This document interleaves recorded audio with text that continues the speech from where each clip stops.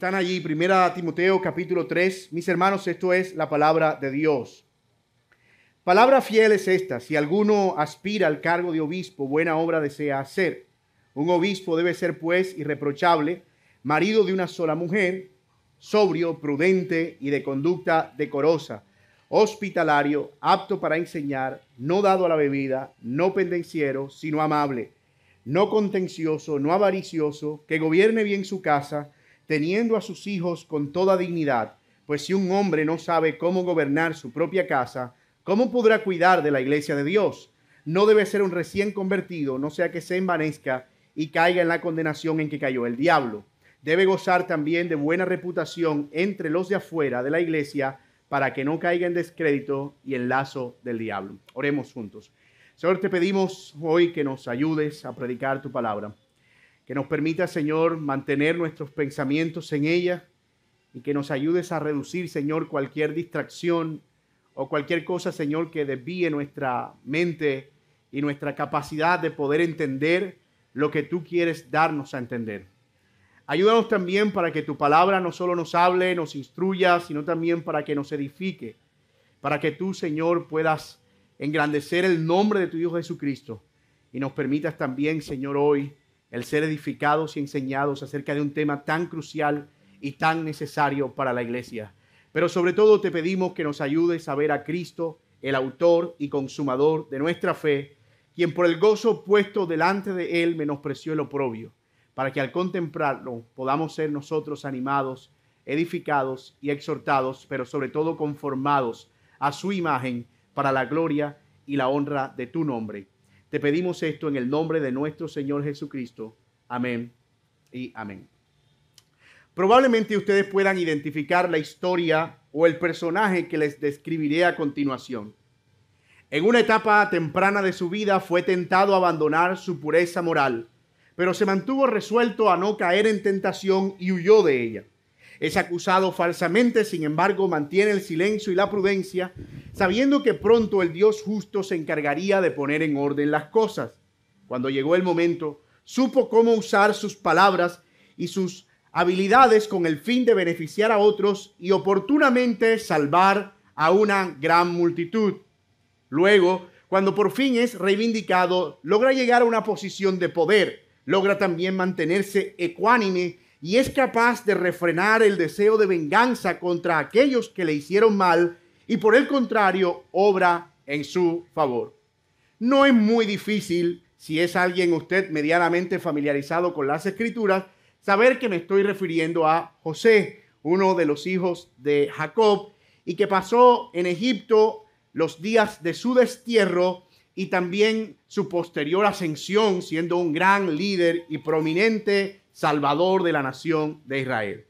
Y hay algo que podemos ver con claridad en la historia de José, y es esto: no se puede llegar a tener una gran responsabilidad de liderazgo sin antes haber desarrollado el carácter necesario para sostener tal responsabilidad. No se puede tener una gran responsabilidad de liderazgo si antes no se desarrolla el carácter necesario para sostener tal responsabilidad.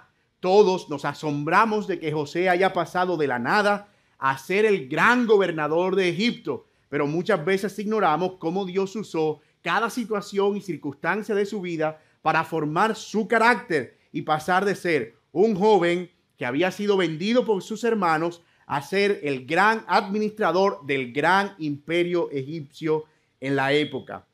En las últimas semanas hemos estado viendo precisamente los requisitos que deben cumplir aquellos que desean servir como líderes del rebaño o como pastores de la grey del Señor.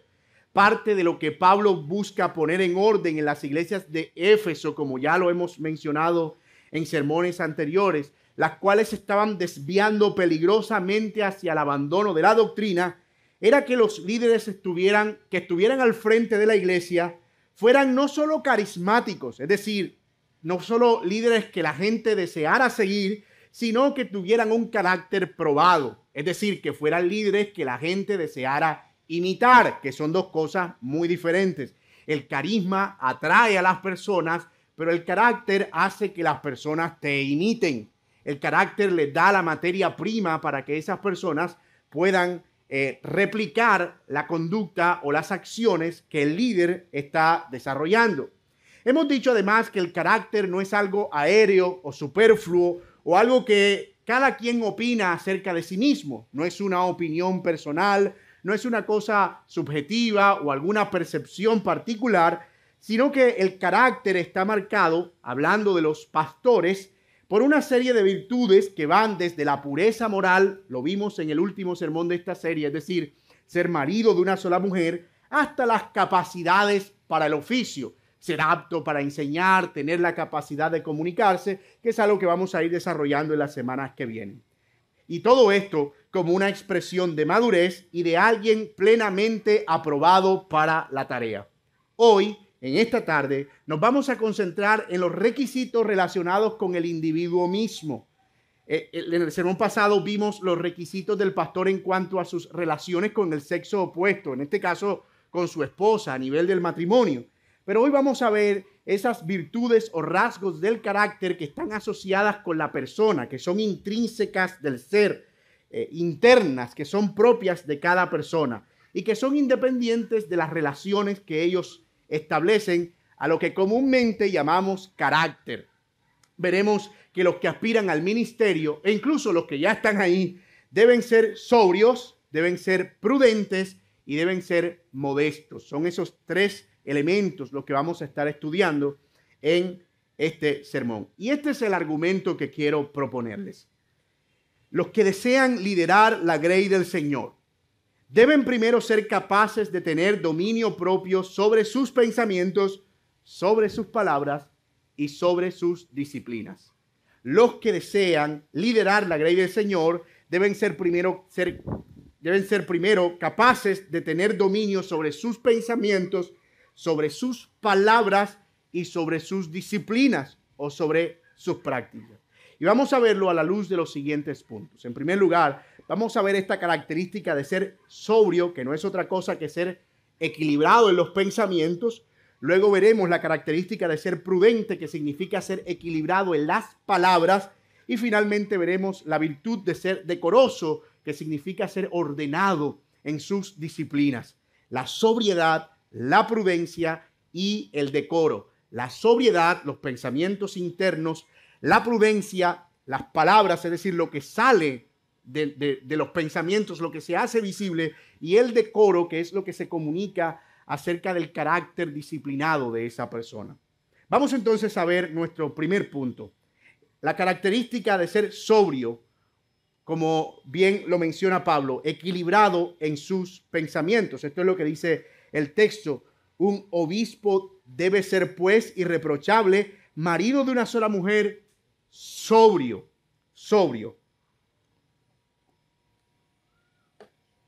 Aunque esta palabra parece estar dirigida a que el aspirante al ministerio debe ser alguien alejado de la bebida y los excesos, es decir, no debe ser un borracho.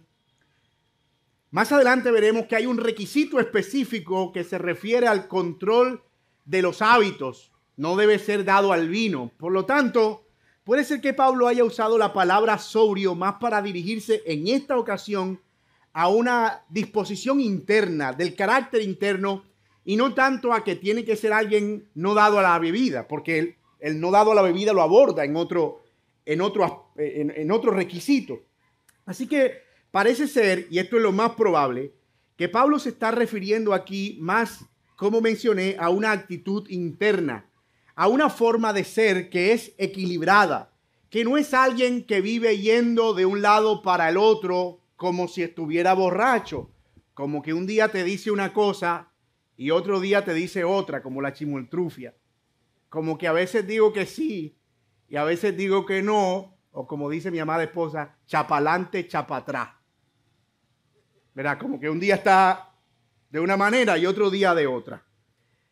Podría relacionarse con alguien moderado o que es una persona calma y firme. Es una persona calmada y firme. Eso no significa que la personalidad del candidato esté determinada por este atributo, como si todos los pastores tuvieran que ser personas entonces circunspectas, introvertidas, de caminar lento, que siempre están pensando para todo. Pastor, ¿cómo está? Muy bien. Gracias. No tiene que ver con la personalidad. Tiene que ver de nuevo con un rasgo de carácter. Se puede ser perfectamente extrovertido y sobrio. Se puede ser perfectamente alguien muy relacional y carismático y al mismo tiempo sobrio, porque esto tiene más que ver de nuevo con el equilibrio de pensamientos, no tanto con la personalidad. Y esto es algo que algunos no han entendido muy bien y entonces lo trasladan a la idea de que un pastor tiene que comportarse de tal o cual manera y caminar de tal o cual forma y hablar, de hecho hablar.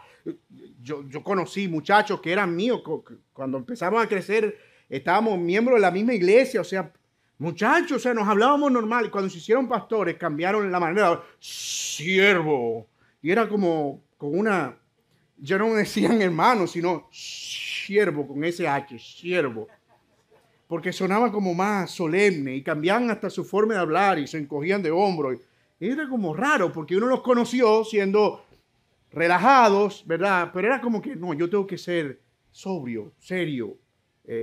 No tiene nada que ver con la personalidad, pero sí con el carácter. Y de nuevo, con ese carácter asociado al control de los pensamientos, a pensar antes de actuar. Se trata de alguien que siempre está en una posición correcta, que sabe cómo actuar, no alguien que pierde la cabeza ni los estribos cuando una cosa se sale de control. Es alguien que administra sus pasiones y deseos con equilibrio. Es decir, que aunque tiene ímpetu, puede tener la capacidad de controlar el ímpetu para que sea acorde con las circunstancias.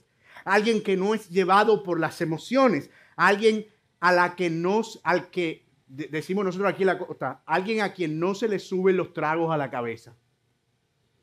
Eso es un dicho que se usa en el argot de los yo sé que ustedes son mentes muy puras aquí, muchos cristianos de cuna, pero en el lenguaje de calle se dice a fulano se le subieron los tragos a la cabeza, era como que tomó de más y se volvió otra persona. Y entonces sus emociones se le fueron a la cabeza y empezó a bailar en medio de la pista y empezó a comportarse como otra persona. Perdió el control, perdió los estribos. Sobrio tiene que ver con eso. Alguien que no pierde la cabeza. En algunas ocasiones, esta palabra también se usa para hablar de templanza, que es un fruto del Espíritu, según Gálatas capítulo 5, pero también, y del mismo modo, el apóstol Pablo la usa en 1 Tesalonicenses 5:8 para referirse a los hermanos que estaban esperando la venida del Señor. Les dice, sean sobrios y velen. Acuérdense por qué. Porque los de los de Tesalónica, cuando escucharon que Cristo venía, empezaron a volverse locos. Algunos de ellos dejaron de trabajar, otros se comprometieron en otras cosas y dejaron absolutamente todo. ¿Por qué? Porque ellos decían, el Señor va a aparecer y yo no quiero que me encuentre en la calle. Y era una cosa supremamente escandalosa. Y el apóstol Pablo dice, no pierdan la cabeza, sean sobrios y más bien velen, porque el día y la hora nadie lo sabe. Entonces, esa es más o menos la virtud que el apóstol Pablo tiene en mente y que parece que este atributo exhibe. Lo contrario a la sobriedad es el carácter impulsivo. Algo que en ocasiones es muy fácil caer, ¿verdad?, en esa impulsividad, especialmente porque no queremos vernos como personas pasivas o que no actúan, que eso tampoco es que sea una virtud. A veces hay personas que se está cayendo el mundo y ellos están como, ¿cómo está? Pero no, eso no es sobriedad, eso ya es impasividad, ¿cierto? Tampoco estamos hablando de ese extremo, pero a veces por no vernos como personas que no están haciendo nada, queremos involucrarnos y al involucrarnos entonces terminamos haciendo lo que no debemos, diciendo lo que no debemos, actuando como no debemos y entonces la presión nos lleva a dejar de ser sobrios y eso por supuesto también es un problema. No debemos ser lentos para pensar, pero tampoco debemos estar todo el tiempo haciendo todo lo que se nos viene a la mente. Ese fue el error de los que seguían al Señor Jesucristo. No sé si ustedes se acuerdan de los hijos de Zebedeo, Pedro, Santiago y Juan. Un día se enteraron que había una gente echando fuera demonios y fueron donde el Señor. Señor, esta gente dice que está echando fuera demonios. ¿Por qué no se los prohíbe, Señor? Eso no está bien. Y él dice, ¿qué es lo que pasa? El que no es conmigo, contra mí es. Déjelo. Nadie puede estar predicándome a mí, estar en mi contra. Y el Señor los bautizó los hijos del trueno. Porque eran así, impulsivos. Todo era, Señor, mándale un rayo. ¿Por qué no le mandas un rayo, Señor? Mira, yo me imagino a estos hombres cuando veían a Jesús discutiendo con los fariseos. Señor, ¿tú por qué te aguantas tanto? ¿Por qué no oras al Padre que le deje caer una torre encima y los aplaste de una vez? Bueno, uno de ellos, Pedro, el día que fueron a capturar al Señor Jesucristo, salió al frente, sacó una machetilla y le cortó la oreja a uno de los soldados. Porque eran eso, impetuosos. Y el Señor le dice, pero guarda eso, porque a los que a espada mueren, a los que a hierro matan o a espada matan, a espada van a morir. Si tú sigues con ese ímpetu, te van a matar de la misma manera. Y tuvo el Señor que hacer un milagro, pegarle una oreja a un soldado, porque en el ímpetu de Pedro le había cortado la oreja al soldado. Es más o menos lo que nosotros vemos en que es la intención del apóstol Pablo, de evitar o de preferir mejor que los que aspiran al ministerio tengan cordura en ese sentido. Los líderes toman decisiones todo el tiempo, por eso es importante que sean sobrios. Los líderes tomamos decisiones todo el tiempo, guiamos a la iglesia, la conducimos a la palabra de Dios, y es por eso que debemos ser sabios en las decisiones que tomamos, cautos, evaluar esas decisiones, pensarlas y luego ejecutarlas, porque éstas pueden tener una repercusión para el resto de la congregación. Porque la iglesia sigue a sus pastores, la iglesia sigue a sus líderes. Bueno, por lo menos eso es lo que dice la Biblia, ¿verdad? Y entonces la iglesia en obediencia puede entender que el pastor está guiando correctamente en cierta dirección, pero puede ser que eso es algo que ni siquiera él se ha tomado el trabajo de evaluar. Y eso es un peligro, y lo es conforme la iglesia va creciendo. Hace un tiempo nosotros éramos una iglesia mucho más pequeña, tomar decisiones era extremadamente fácil, era hablar con dos personas que eran mamá y papá del resto. Es decir, usted hable con ellos, póngase de acuerdo y luego lo conversamos. Y era muy fácil tomar decisiones en ese sentido. Pero luego la iglesia fue creciendo y vinieron otras mentes, otras cabezas, gente que veía cosas de otra manera, y ya era necesario empezar a actuar con un poco más de sobriedad. No es lo mismo dar una vuelta en un triciclo que darle en un avión. Y conforme la iglesia vaya creciendo y vayan sumándose personas, cada decisión va a requerir que sea cada vez más pensada y más pensada y más pensada. Y por eso se requiere que haya justamente sobriedad. Ahora, las personas con personalidad extrovertida y dinámica deben ser conscientes de la necesidad de ser sobrios. ¿Por qué? Porque a menudo las emociones nos traicionan y nos conducen a decisiones que luego traen consecuencias.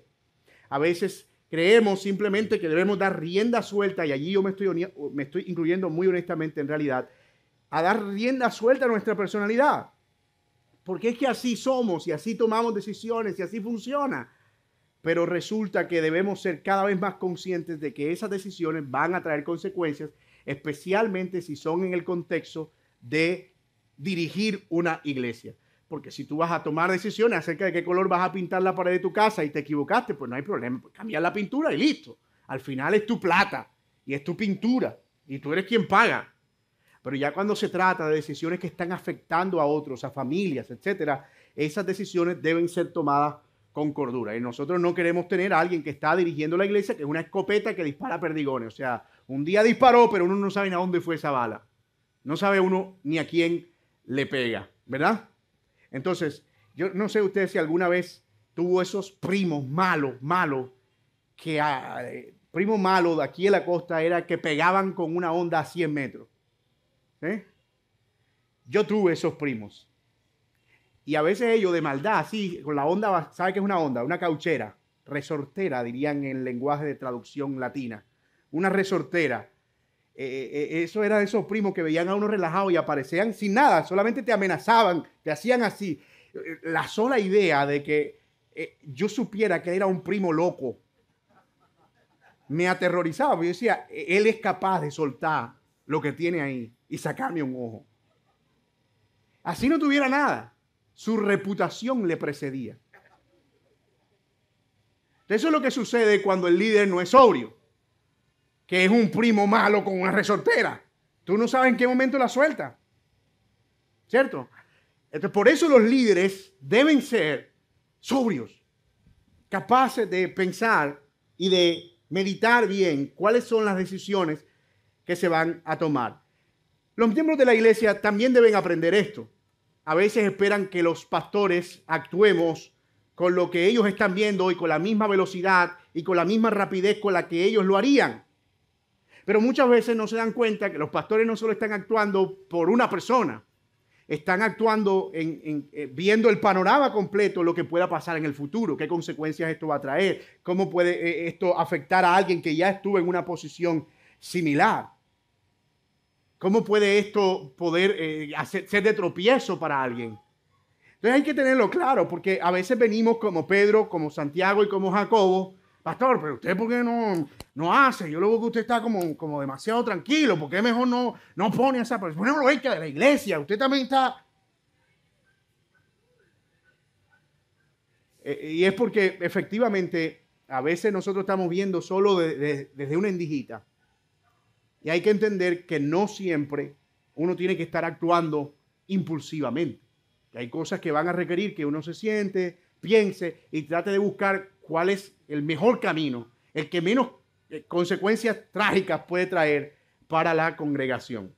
No actuar impulsado por la rabia. Esto también es fundamental a la hora, por ejemplo, de poner personas en el liderazgo o nombrarlas en algún servicio. A veces las emociones pueden estar por encima y se termina imponiendo las manos a la ligera, como lo veremos también aquí en Primera de Timoteo, y eso termina trayendo consecuencias.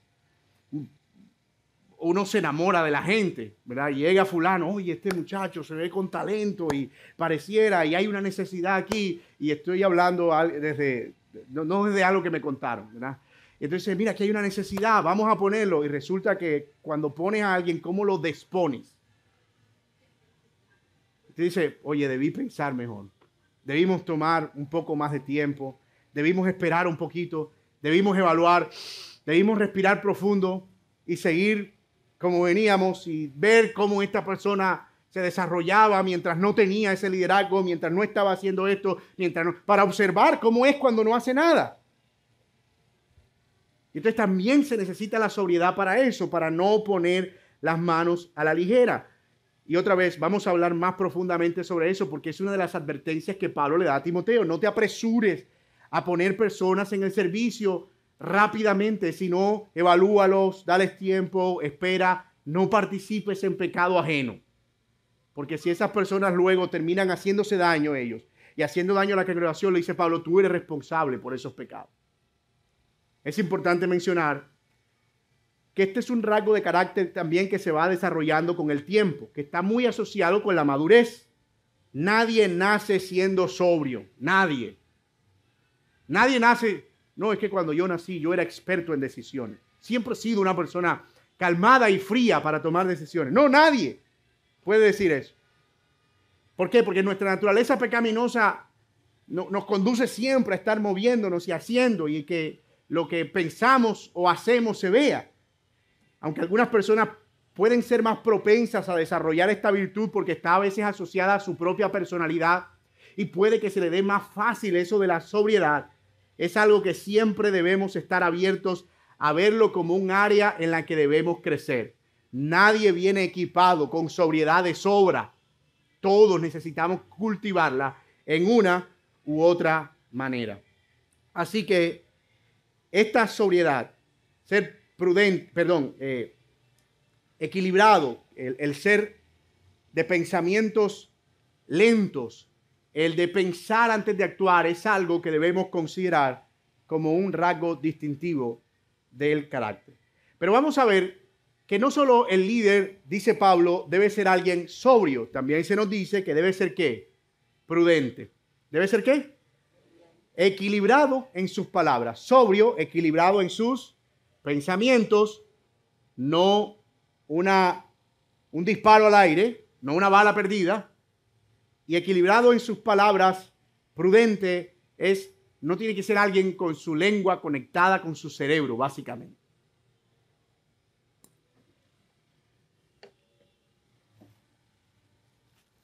Si la sobriedad tiene que ver con el equilibrio de la razón y las pasiones, la prudencia tiene que ver con el momento en el que esas acciones se ejecutan. Noten la palabra momento. La prudencia tiene que ver con el momento en que las acciones se ejecutan. Se relaciona con la discreción y la sensatez, con la capacidad de poder actuar con coherencia en el momento, el lugar y la situación que se requiera.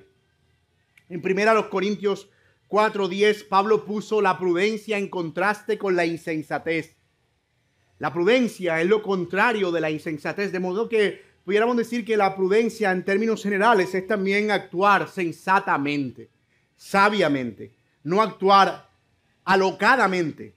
También se relaciona con un actuar precavido, con alguien que es capaz de ver el peligro y puede preverlo, y además de eso puede tomar acciones antes de que ese peligro ocurra. A veces puede ser difícil ver diferencia entre sobriedad y prudencia.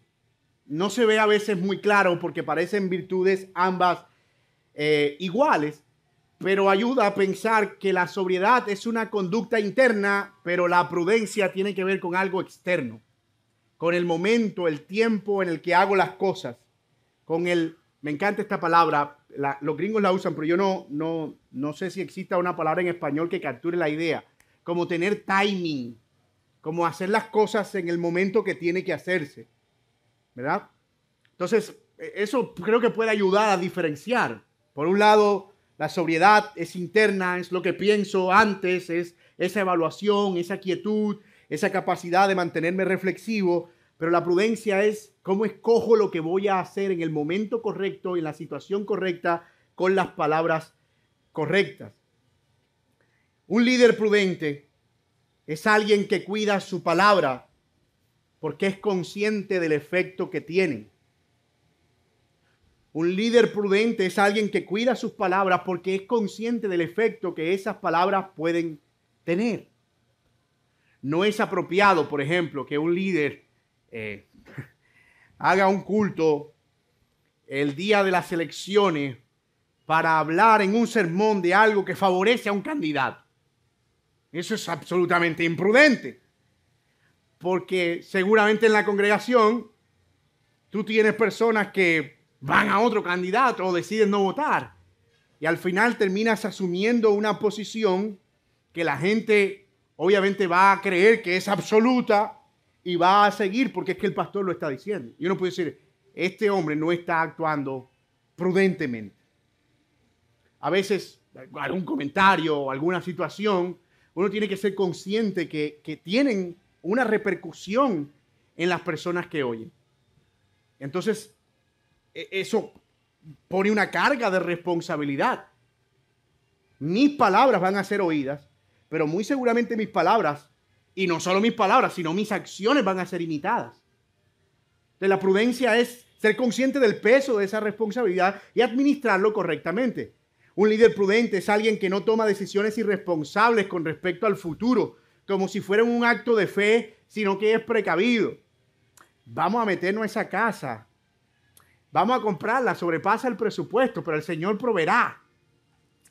Pero no hay cómo pagarla. Las finanzas dicen que no importa. Eso va saliendo en el camino. Puede ser que el Señor haga que aparezca en el camino, pero puede ser que no sea un acto responsable o prudente. ¿Por qué? Porque se está sobrepasando el presupuesto, porque no se está preveyendo una situación futura. Entonces, básicamente tiene que ver con mirar hacia el futuro y decir, ok, mira, esto creo que se puede manejar con un poco más de prudencia, porque hay un escenario que pudiera suceder. A veces eso no es muy fácil de ver, pero se espera que se actúe siempre bajo esa cautela. Un líder prudente no usará los problemas de la congregación como un insumo para sus sermones. Es como que cada sermón es el resultado de una consejería que escuchó en la semana. ¿Cierto? Entonces los sermones son algo como, ahora hay gente que... Es como alguien que se me acercó esta semana a decirme, o es como esto y lo otro. Y al final termina sucediendo que bueno, la gente pierde confianza, ¿no? Dice, ¿cómo puedo hablar con el pastor de esta manera si yo no estoy seguro si al final eso va a hacerse público? Entonces, la confiabilidad es algo innegociable. Nosotros no podemos jugar con eso. Y la prudencia está asociada precisamente a ese carácter negociable. Entonces, fíjense que tiene que ver mucho con ese aspecto del cuidado de las palabras, de saber cuándo voy a mencionar algo, cuándo es el momento correcto, cuándo es el momento oportuno. Un líder prudente no actuará de modo que otros, al imitarlo, corran peligro. No actuará de modo que otros, al imitarlo, corran peligro. Puede ser que un líder tenga la madurez para actuar de tal o cual manera, pero un creyente no tenga esa madurez para esa situación específica. Entonces, al mismo tiempo que te ve a ti de esa manera actuando, el que te sigue va a querer actuar de esa manera, pero resulta que no tiene la capacidad para manejar la situación y termina en peligro. Entonces, de nuevo, es el peso y la responsabilidad de actuar bajo esa prudencia. Un líder prudente no es alguien que siempre dice lo que piensa, sino alguien que siempre piensa lo que dice. Un líder prudente no es alguien que siempre dice lo que piensa, sino que siempre piensa lo que dice. Eso hace una gran diferencia. Aunque son simplemente cuestión de invertir las palabras, hace una gran diferencia. A veces nos jactamos de eso. Estamos estudiando resolución de conflictos y estamos en un capítulo específicamente donde estamos hablando acerca de el manejo de las relaciones y del habla. Y a veces nos jactamos de eso como si fuera una virtud. Yo soy alguien que le dice a las personas la cosa en la cara. Eso no es una virtud. Como decíamos en principio, tener el cerebro, un cable que está conectado al cerebro que mueve la lengua, no es una virtud. Porque la verdadera virtud está en ponerle un filtro a eso, un switch, y saber cuándo prender y cuándo apagar de acuerdo al momento y las circunstancias. Pero muchas veces lo usamos más como mecanismo de defensa, de protección. Queremos pisar terreno, como decimos. No quiero que nadie me eche cuento, entonces yo voy a echar el cuento. Voy a decirle a la gente las verdades en la cara. No, eso no es lo que debe caracterizar a un líder. A veces el líder tendrá que decir las verdades en la cara, pero debemos asegurarnos de que hemos pensado muchísimo para decir esas verdades, que hemos encontrado el momento correcto para decirlo, incluso que hemos encontrado el lugar correcto para decirlo, apropiado. Esto es una virtud, de hecho, indispensable para el liderazgo, pero también indispensable para la madurez cristiana. O sea, esto no es algo que se le pide solamente a los que van a liderar, es algo que se espera de todo creyente. Que seamos prudentes. David y Sansón cayeron por falta de prudencia, por insensatez, porque tuvieron un concepto de ellos por encima del que debían tener, porque no pensaron acerca de sí mismos con cordura o porque no supieron administrar la responsabilidad que tenían. Eso es precisamente la imprudencia. No entender cómo administrar la responsabilidad que tengo. Y cayeron en pecado. Cayeron en desgracia justamente por eso. Así que sobriedad, equilibrio de pensamientos, prudencia, equilibrio de palabras y, como vimos, también de acción. Actuar coherentemente en el momento correcto, en la situación correcta, en la medida correcta. Eso es prudencia o sabiduría. Y yo me imagino que usted habrá conocido a alguna persona así en su vida. De hecho, hay personas que incluso no siendo cristianas logran desarrollar una buena cordura en sus relaciones. Y son personas como que muy calmadas, siempre saben cuál es el momento y el lugar correcto para decir las cosas o para actuar de tal o cual manera. Pero no cabe duda que es algo en lo que podemos crecer. Y lo que podemos crecer, como veremos ahora, con la ayuda del Señor. Vamos ahora a ver entonces la última de estas virtudes asociadas al carácter. Noten que todas, como dije al principio, están relacionadas con la persona. Son intrínsecas del ser, no tienen nada que ver con las relaciones. Se producen dentro. Y estas tienen que ver con el decoro. Una persona ordenada en sus disciplinas. Decoroso.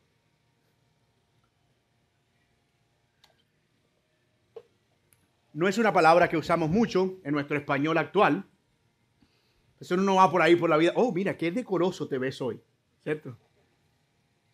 Pero es una palabra muy linda, entre otras cosas, en su idioma original. Es una palabra que es cosmio, de donde viene cosmo, o donde viene pues, todo esto del universo, que es tener todo en orden, como un sistema. Ya Pablo ha usado esta palabra antes. Las hermanas se acordarán muy bien en el capítulo 2, ¿verdad? Cuando dice que la mujer debe vestir de ropa decorosa. No hay razón para pensar que Pablo no le esté atribuyendo a la misma palabra el mismo significado. Solo que aquí tiene que ver con un contexto diferente, pero la semántica de la palabra, es decir, la carga del significado, es la misma.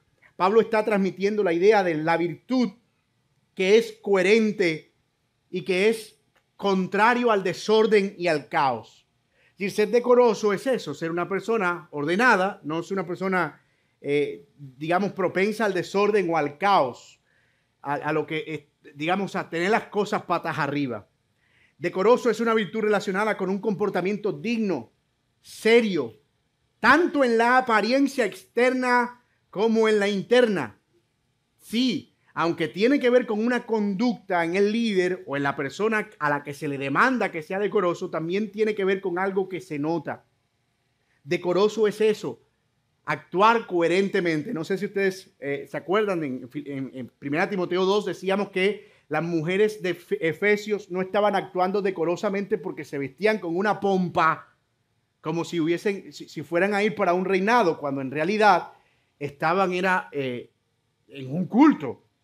Y entonces por eso no es decoroso, porque a pesar de que están arregladas, no es coherente con la ocasión.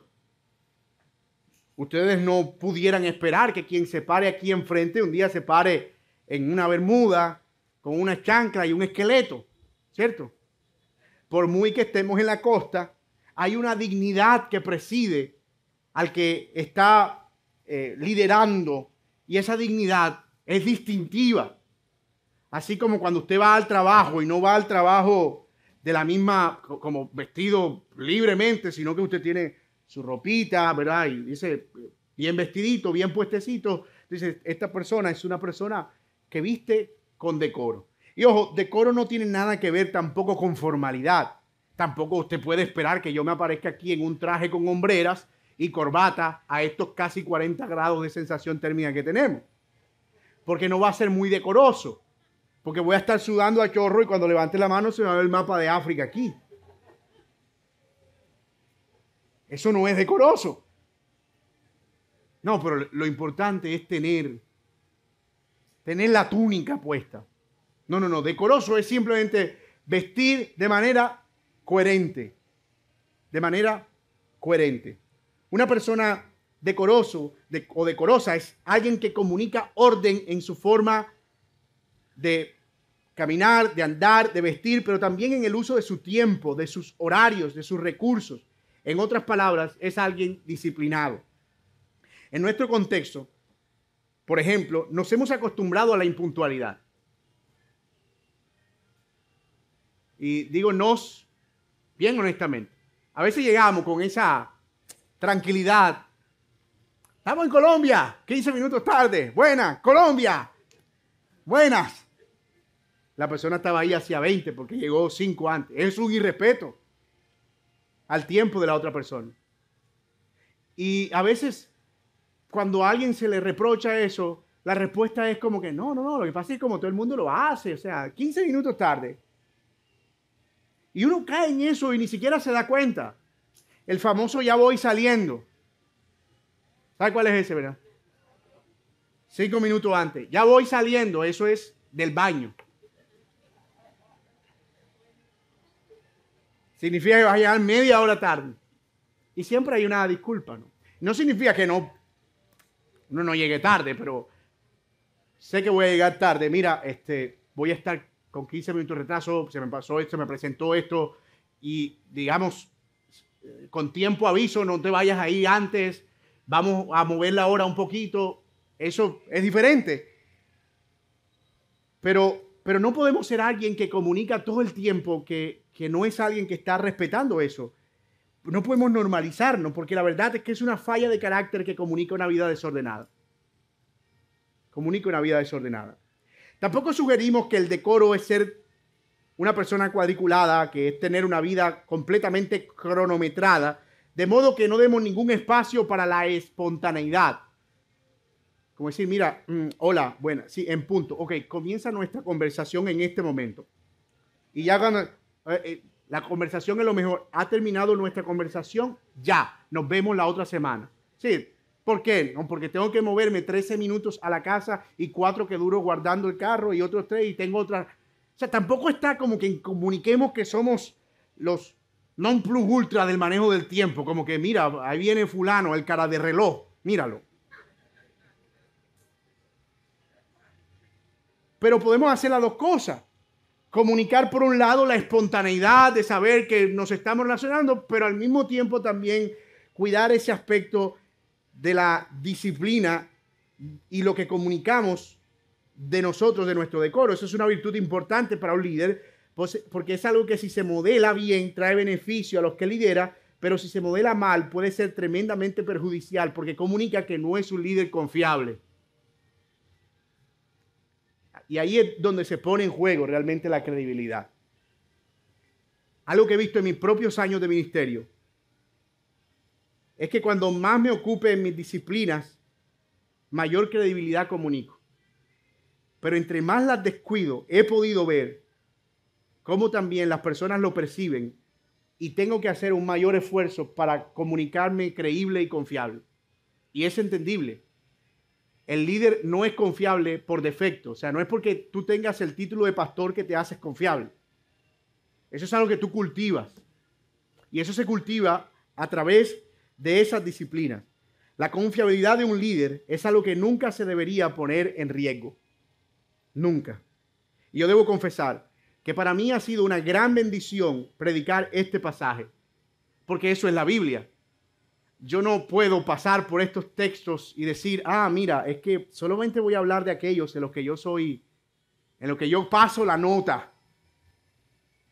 Y digo que es una gran bendición porque el Señor también ha exhortado mi propia vida acerca de cómo acomodarme y ajustarme a cosas que tal vez simplemente uno deja pasar por alto. Que yo soy el pastor, puedo llegar 10 minutos tarde. Finalmente la reunión no empieza si yo no llego. Y son cosas que uno no se da cuenta, pero están comunicando algo completamente negativo. Y otra vez, la bendición de la predicación expositiva no es solo que permite que el pastor no se salte pasajes que tiene que hablarle a la congregación, sino que no se salte pasajes en los que Dios le habla a su propia vida.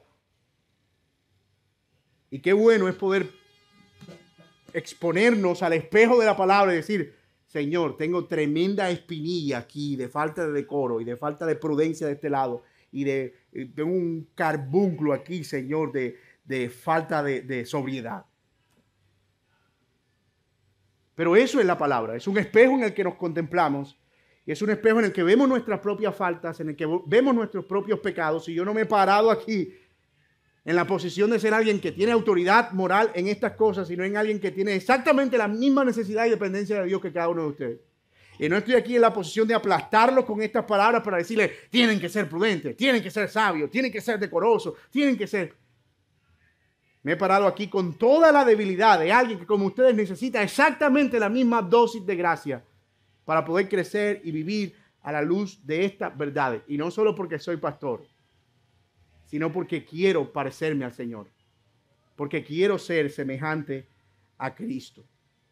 La verdad, y esta es una tentación que puede surgir aquí, y es tratar de decir, eso no es conmigo, es con el que está al lado. Pero la otra tentación, ¿saben cuál es? Gracias a Dios no soy como este montón de imprudentes que hay en esta iglesia. Yo sí decía que algún día tenían que predicar eso que siempre he tenido entre el pecho y la espalda. Y por fin alguien lo ha dicho. ¿La tentación cuál es? Sentirnos superiores. Que hemos llegado a la meta. Que si tal vez hemos sido bendecidos con gracia en alguna de estas áreas por alguna circunstancia de la vida, decir, gracias a Dios no soy como estos publicanos y pecadores. También debemos cuidarnos de esa tentación, mis amados hermanos, porque ambas son pecaminosas. Todo lo que nosotros somos, lo somos para el Señor y para la gloria de Dios.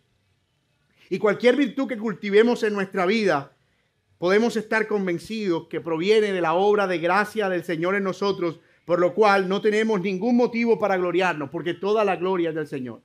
Así que ya sea que nuestra necesidad sea crecer en estas áreas, necesitamos a Cristo para que Él nos conforme a su imagen. Y ya sea que hayamos crecido en alguna de esas áreas, necesitamos a Cristo para que Él se lleve toda la gloria y no nosotros. Pero si al vernos a la luz de estos pasajes nos sentimos lejos del estándar, nos sentimos como que, ¿qué tan lejos estoy de eso? Podemos descansar. Y podemos descansar no en la mediocridad de esta gracia barata de ya Cristo lo pagó por mí, ya Cristo fue sabio por mí, fue decoroso por mí, ya Cristo fue prudente por mí. No es esa gracia barata. Es descansar porque el Señor ha abierto el camino para que corramos a Él y podamos pedir perdón si es que hemos descuidado alguna de estas áreas o la hemos pasado por alto siendo superficiales. Hay gracia suficiente en la cruz para perdonar nuestras insensateces, nuestra falta de disciplina y también nuestra falta de equilibrio en nuestros pensamientos. Si ustedes recuerdan mi introducción, describí algunas virtudes de José, pero creo que pude ver el rostro de algunos de ustedes pensando, podría ser perfectamente Cristo. Efectivamente, Él nunca devolvió mal por mal, aun cuando podía hacerlo. Nunca dejó que la pasión gobernara sobre la voluntad de Dios que debía ser manifestada. Él, cuando tuvo que callar, lo hizo, y cuando tuvo que hablar, lo hizo. Sus palabras siempre estuvieron en el momento y en el lugar oportuno, siendo así el ejemplo supremo de prudencia. Él fue, además, quien puso en orden el caos del universo. Él es el decoro encarnado. Él es la expresión máxima de la belleza y de lo que es ordenado. Cristo es el todo y en todo, por lo que al morir en la cruz del Calvario se nos concedió todas las virtudes de esa justicia de carácter. Cuando nosotros vayamos a ser juzgados ante el trono celestial, no vamos a ser juzgados en base a nuestras ausencias de carácter, sino al vestido de justicia de Cristo que hemos recibido por la fe gracias al Señor. Pero ahora, gracias a esa justicia que hemos recibido, tenemos el poder del Espíritu suficiente para cultivar esas áreas de carácter, ya no tanto para ganarnos la salvación, la cual tenemos segura en Cristo, sino para embellecer la doctrina, para dar gloria a su nombre, para reflejar la belleza de su carácter, para que cuando otros vean esa forma de vivir, digan, wow, eso es lo que es ser un cristiano. Y entonces las tinieblas sean alumbradas por la luz que emana de nosotros.